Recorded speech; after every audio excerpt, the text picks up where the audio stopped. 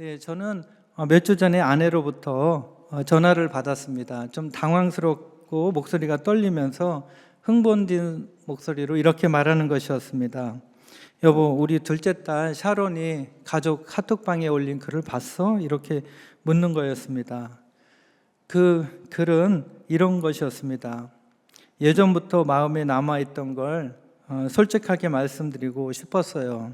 제가 어렸을 때 언니가 저를 힘들게 했을 때에도 저에게 더 잘해주라고 하셨잖아요. 그게 정말 불공평하게 느껴졌어요. 그리고 우리가 영어로 말할 때는 상황을 다 이해하지 못하셨는데도 저를 바로잡으신 게 속상했어요. 제 입장이 충분히 들리지 않았다고 느꼈습니다.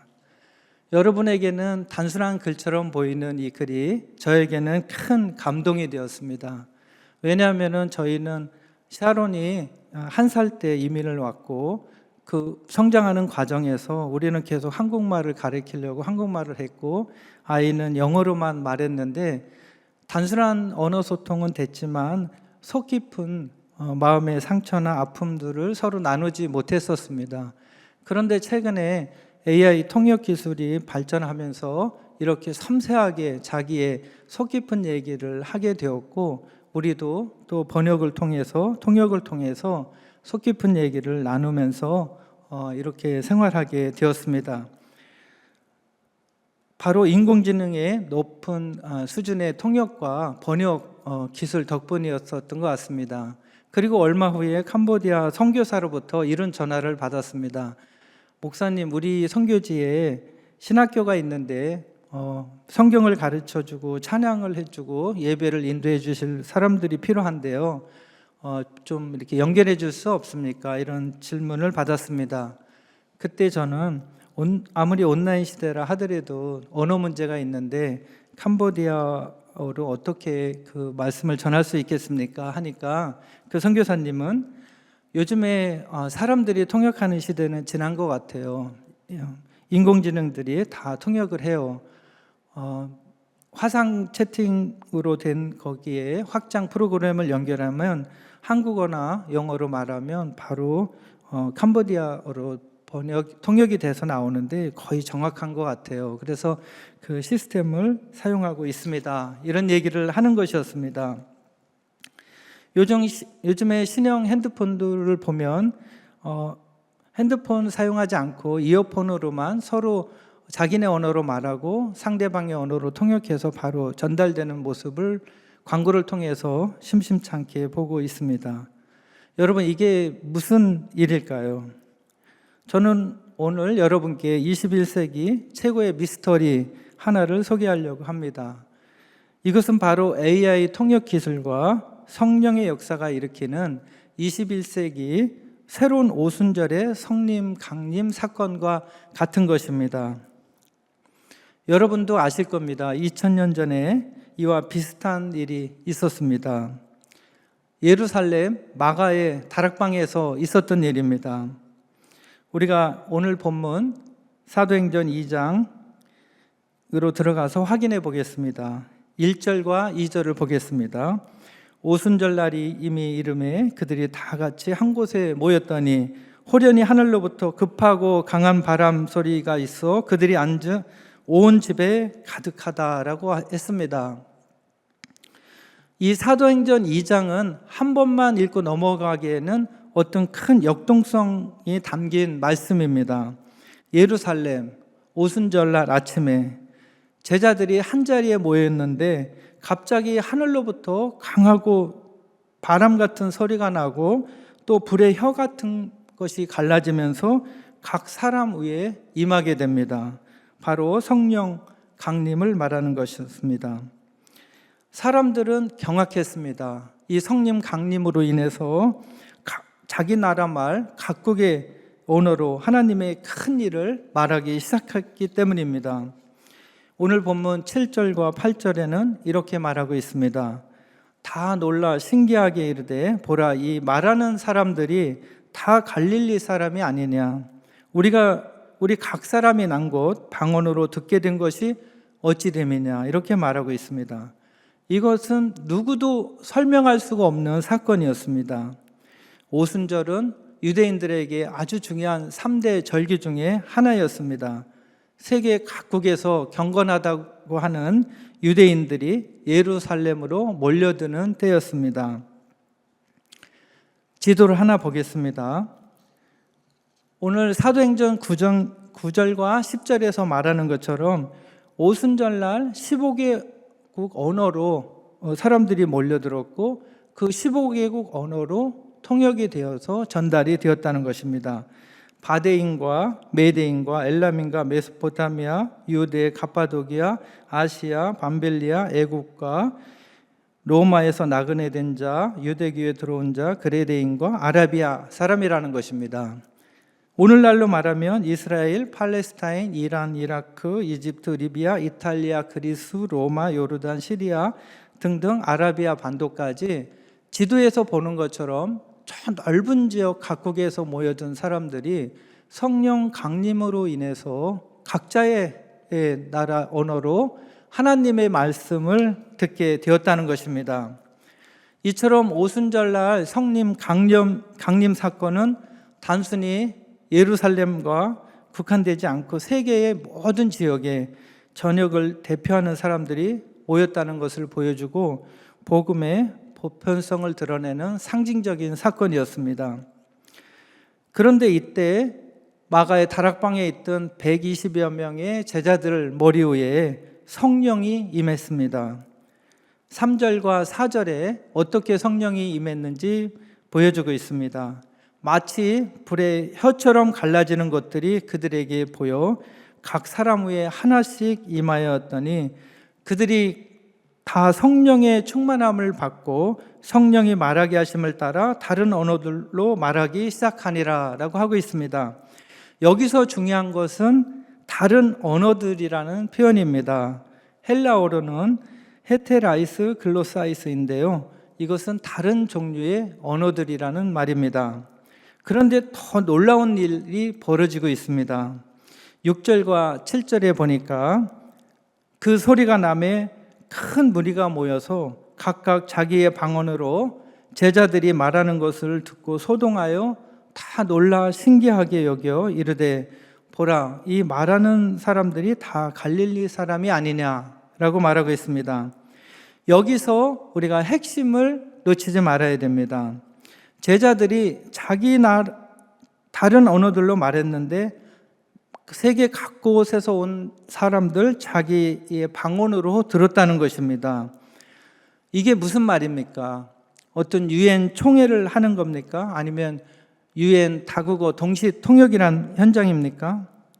갈릴리 어부 출신의 제자들이 바데오, 메데오, 엘라모를 순식간에 터득한 것도 아니었습니다. 성령님께서 말하는 자의 입술을 통해서 동시에 듣는 자의 길을 열어 주셨던 것입니다.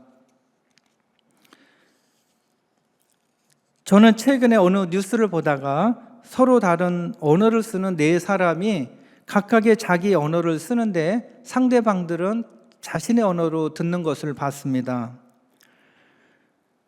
이미 그것이 가능한 시대에 도달한 것입니다.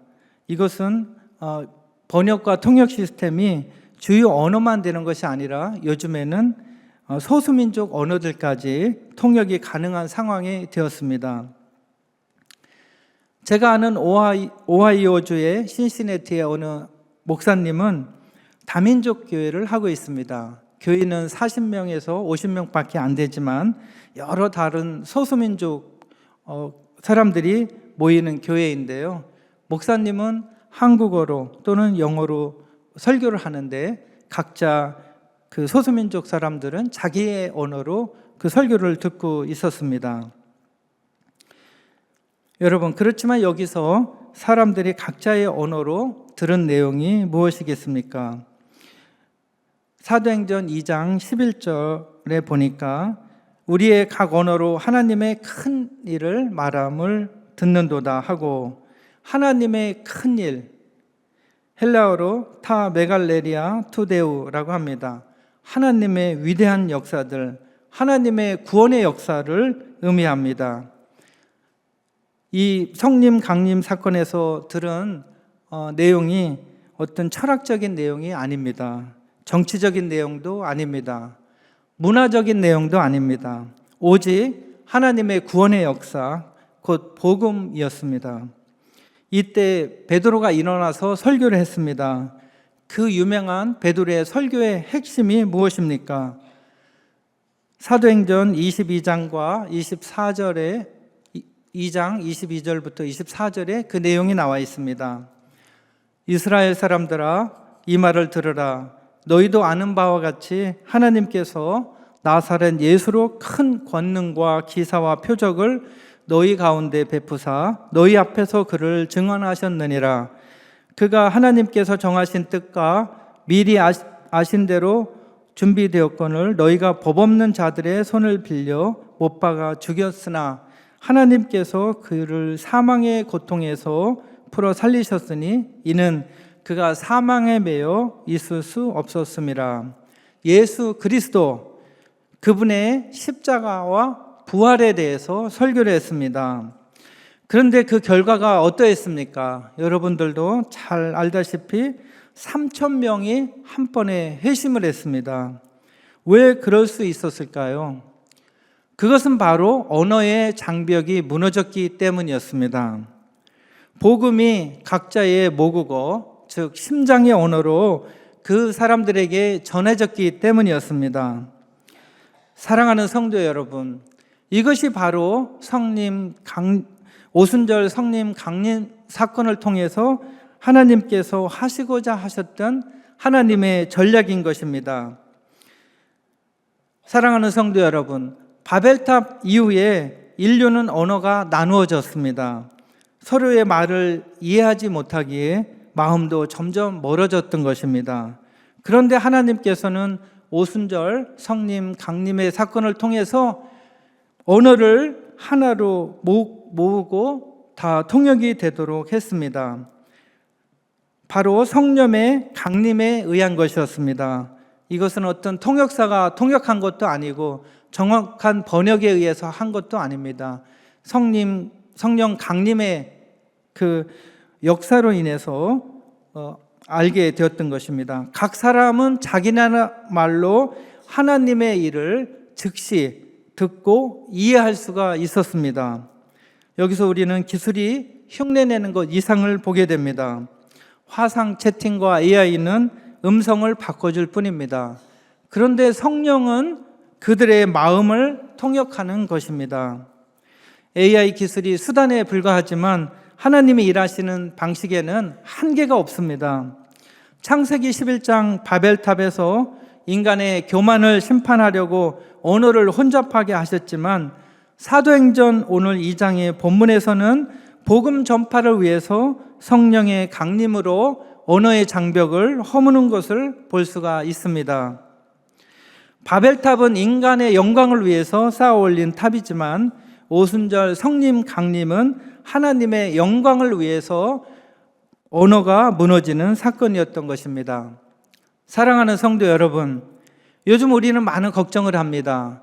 유럽이나 영국에는 교회들이 텅텅 비어가고 그 또한 팔리는 교회들이 술집으로 변해간다고 한탄합니다. 한국에서는 뉴스 아이들이 없어서 주일학교가 없어지고 있다고 또 한탄할 때가 있습니다. 이제는 중국과 아랍 국가에는 그 나라에 들어가서 선교하기는 점점 더 어려워지고 있다고 얘기하고 있습니다. 그런데 놀랍게도 하나님께서는 이런 다른 방법으로 언어의 장벽을 허무시며 선교의 물꼬를 트고 있는 것입니다. 그 나라에 가지 않고서도 복음을 그 나라 사람들에게 그 나라 말로 정확하게 전달할 수가 있습니다. 이것은 큰 변화의 복음의 혁명을 일으키시는 것입니다. 사도행전 2장의 오순절 성령 강림 사건은 한 번에 역사적으로 끝나지가 않을 것입니다. 성령이 임할 때 언어의 장벽이 무너지고 복음이 한계를 뛰어넘는 현장은 앞으로도 계속될 것입니다. 21세기를 살아가는 우리들은 이 새로운 도전에 하나님께서 주시는 새로운 비전에 그 증인이 되는 것입니다. 더 이상 어려운 외국어가 복음을 전하는데 장애물이 될 수가 없습니다. 더 이상 복음을 전하는데 어려운 외국어가 핑계가 될 수는 없습니다. 하나님은 때로는 AI 기술도 사용하는 것입니다. 복음은 말씀만 전하는 것이 아니라 성령의 언어, 복음의 언어, 영의 언어로 흐르는 것입니다. 사랑하는 성도 여러분, 하나님께서 지금 무슨 일을 일으키고 있습니까? 21세기에 들어와서 AI 시대가 열리면서 하나님은 더욱 놀라운 일들을 우리 주변에서 많이 일으키고 있습니다. 작년에 은퇴한 어느 목사님은 온라인 화상 예배를 통해서 확장 프로그램을 연결하여 해외 선교지에 선교한다고 했습니다. 확장 프로그램의 AI 실시간 통역을 통해서 그분의 설교가 여러 나라의 그 나라의 언어로 동시에 전해지고 있다는 것입니다. 이것이 바로 21세기 오순절의 성령 강림과 같은 현상이 아니고 무엇이겠습니까? 제가 작년에 라오스에 단기 선교를 갔을 때의 일입니다. 이곳 북가주의 어느 선교사님은 20여 개국에 온라인으로 선교를 하고 있었습니다. 그 중에 하나가 라오스의 그 어려운 환경에 있는 아이들, 애프터 스쿨에 있는 아이들에게 온라인으로 복음을 전하는 것이었습니다. 그 큰 TV 앞에서 하나님 말씀을 들으며 찬양을 하며 예수님의 영화를 보는 그 아이들의 초롱초롱한 눈망울이 아직도 눈앞에 생생합니다. 그 화면을 초롱초롱한 눈망울로 응시하던 그런 아이들, 잠시 쉬는 휴식 시간조차도 우리 아까 봤던 예수님의 영화 보면 안 돼요? 라고 묻던 그 아이들이 마음이 생생하게 아른거립니다. 우리는 우리 아이들이 대학에 가더니 복음을 교회를 나오지 않는다. 한국의 아이들이, 어린 아이들이 점점 비어져 간다라고 걱정하고 있습니다. 그러나 하나님은 이 언어의 장벽을 무너뜨리면서 전 세계에 누구나 다 복음을 전할 수 있는 길을 열어놓으신 것입니다. 사랑하는 성도 여러분, 이게 어떤 우연의 일치일까요? 아닙니다. 이것은 하나님의 섭리인 것입니다. 하나님께서 인터넷도 허락하신 것도, 줌을 허락하신 것도, 통역 기술이 점점 발전하게 허락하시는 것도 다 이유가 있습니다. 오늘 마태복음 28장 19절을 기억하십시오. 여러분들이 잘 알고 있는 이 구절입니다. 그러므로 너희는 가서 모든 민족을 제자로 삼아 아버지와 아들과 성령의 이름으로 세례를 베풀라라고 하고 있습니다. 모든 민족을, 헬라어로는 판타타 에드네입니다. 모든 족속, 모든 언어권을 말하고 있습니다. 2000년 전에는 베드로가 걸어서 사마리아까지 가는데도 며칠이 걸렸습니다. 바울이 로마까지 가는 데는 몇 년이 걸렸습니다. 그런데 지금은 어떻습니까? 우리가 마음만 먹으면 클릭으로 전 세계의 선교지와 연결될 수가 있는 겁니다. AI 한 번 터치로 거의 모든 언어권, 200여 국의 언어권과 연결될 수가 있는 것입니다. 이것이 바로 하나님께서 이 시대에 허락하신 21세기의 새로운 오순절 성령 강림이라고 생각이 됩니다. 마틴 루터의 종교개혁은 마틴 루터가 1517년에 독일 비텐베르크에서 시작돼서 전 유럽에 확산되었고 오늘날 개신교의 시작점이 되었습니다. 이 루터의 종교개혁이 무엇입니까? 라틴어 성경만 허용했던 시대에 루터는 성경을 독일어로 번역했습니다. 그리고 그 번역된 성경이 일반인들에게, 일반 성도들에게 읽혀지기 시작했습니다. 그럼으로써 그 복음이 전 세계로 빠르게 확장되는 결과를 가져왔습니다. 그렇게 하면서 누구나 직접 하나님 말씀을 읽고 깨달을 수 있었고 그로 인해 복음이 전 세계로 퍼져나갈 수 있었던 건 알겠습니까? 그런데 여기서 우리가 놓치지 말아야 될 중요한 것이 있습니다. AI 도구는 도구일 뿐입니다. 진짜 중요한 것은 무엇을 전하는가입니다. 오순절날 제자들이 각국 언어로 전한 것이 무엇이었습니까? 하나님의 큰 일, 구체적으로 예수 그리스도의 복음과 십자가와 부활이었습니다. 그렇다면 크리스찬인 우리들이 지금의 발전되어 가는 이 통역 기술을 사용해서 세계에 전할 메시지는 무엇이겠습니까? 한국의 문화이겠습니까? 아닙니다. 한국의 음식이겠습니까? 아닙니다. 한국어 실력이겠습니까? 더더욱 아닙니다. 오직 예수 그리스도인 것입니다. 죄인을 구원하러 이 땅에 오신 예수 그리스도, 십자가에서 우리를 구원하려고 죽으신 예수 그리스도, 사흘 만에 부활하여 죽음을 이기신 예수 그리스도, 하늘에 오르사 하나님 우편에 앉으신 예수 그리스도, 다시 오셔서 산자와 죽은 자를 심판하실 예수 그리스도, 이 예수 그리스도를 전하는 것이 우리의 유일한 메시지인 것입니다. 아무리 AI가 발달하고 언어 통역이 발달해도 예수 그리스도가 없는 메시지 전달은 공허한 메아리에 불과할 뿐입니다. 하지만 예수 그리스도 중심의 그 복음이 각국 언어로 전해질 때 그것은 영혼을 살리는 생명의 말씀이 되는 것입니다. 사랑하는 성도 여러분, 이제 AI 시대를 진입하면서 정보화 시대를 넘어서 생명의 시대로 진입하고 있습니다. AI 시대가 되면서 이제 누구든 높은 수준의 지식과 정보를 손쉽게 바로 가질 수가 있게 되었고, 누구나 다 정보의 평준화가 되었습니다. 이제부터는 정보화 시대를 넘어서 생명의 시대로 들어가는 것입니다. 이제부터가 진짜 새로운 기독교의 시대가 열리는 것입니다. 왜 그러냐면요, 사람들이 점점 시간적 여유를 갖게 됩니다. 사람들은 점점 더 오래 살기를 원합니다. 사람들은 점점 환경에 관심을 갖게 됩니다. 사람들은 점점 더 사랑하고 싶고 사랑받고 싶어하며 이웃을 회복시키고 싶어하고 자신의 가치를 드러내기를 원합니다. 생명을 더욱 소중히 여기는 생명의 시대로 이미 진입하는 것입니다.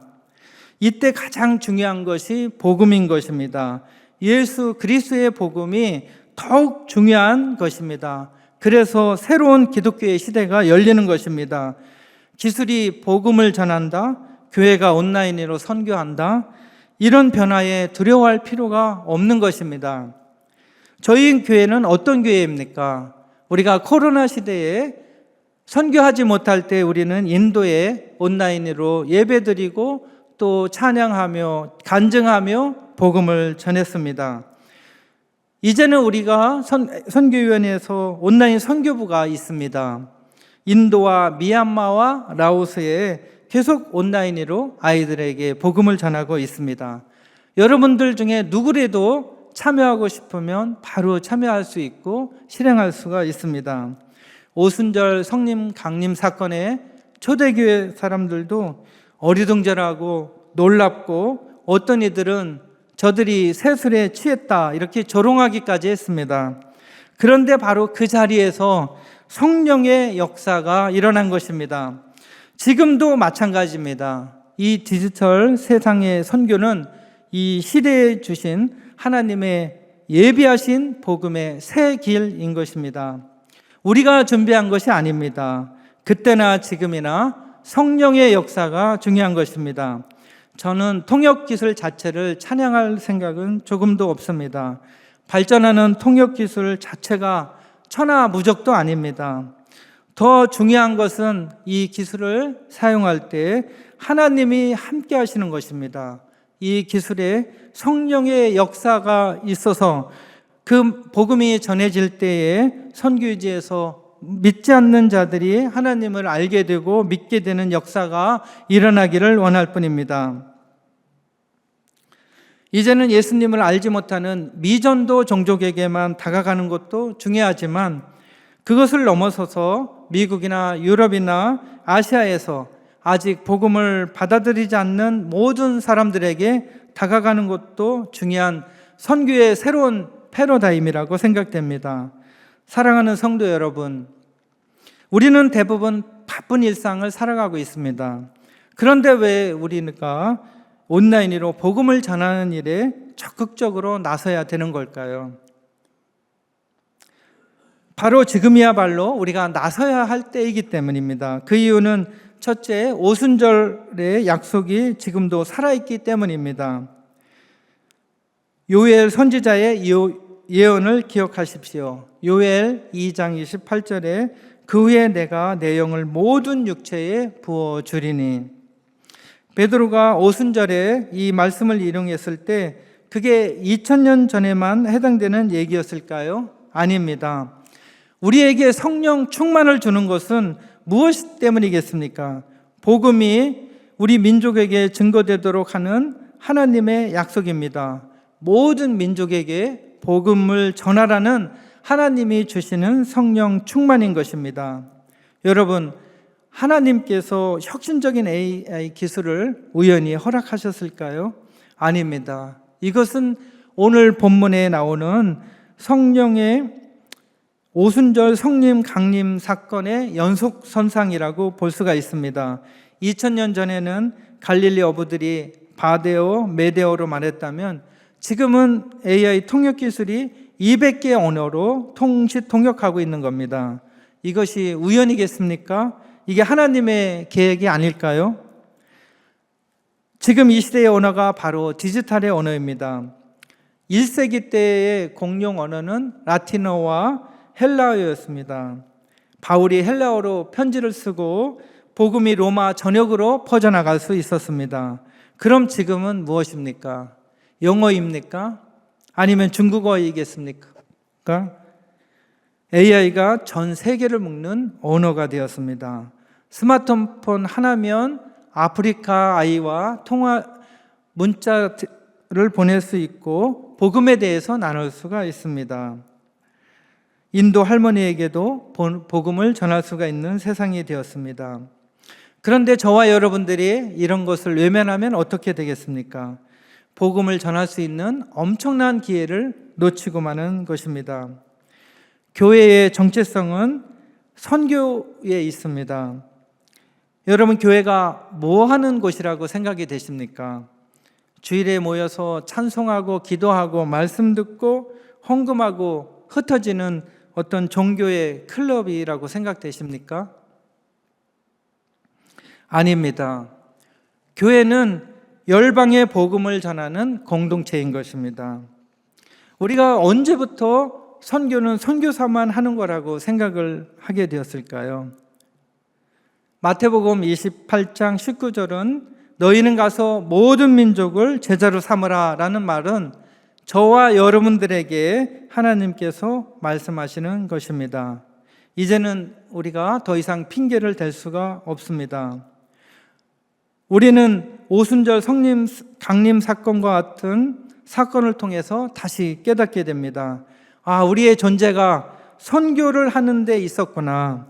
하나님을 모르는 자들에게 다가가고 그들에게 복음을 전해서 하나님 앞에 예배하게 하는 데 있었구나. 바로 지금이 하나님이 열어주신 이런 새로운 오순절 성림 강림의 시간인 것입니다. 사랑하는 성도 여러분, 오순절 성림 강림 사건 때 15개국 언어로 동시 통역의 기적이 일어났잖아요. 지금도 마찬가지인 것입니다. 그런데 이 통역 기술이 왜 이렇게 발달했을까요? 우연이었을까요? 여러분들도 아시다시피 그것은 우연이 아닙니다. 하나님이 예비하신 것이고 허락하신 것입니다. 마가복음 1장 15절에 이렇게 말씀하고 계십니다. 때가 찼고 하나님의 나라가 가까이 왔으니 회개하고 복음을 믿으라 하시더라. 바로 지금이 그때입니다. 여러분, 더 이상 망설일 시간이 없습니다. 하나님께서는 선교에 새로운 물꼬를 트고 계십니다. 디지털 오순절에 파고를 일으키고 계시는 것입니다.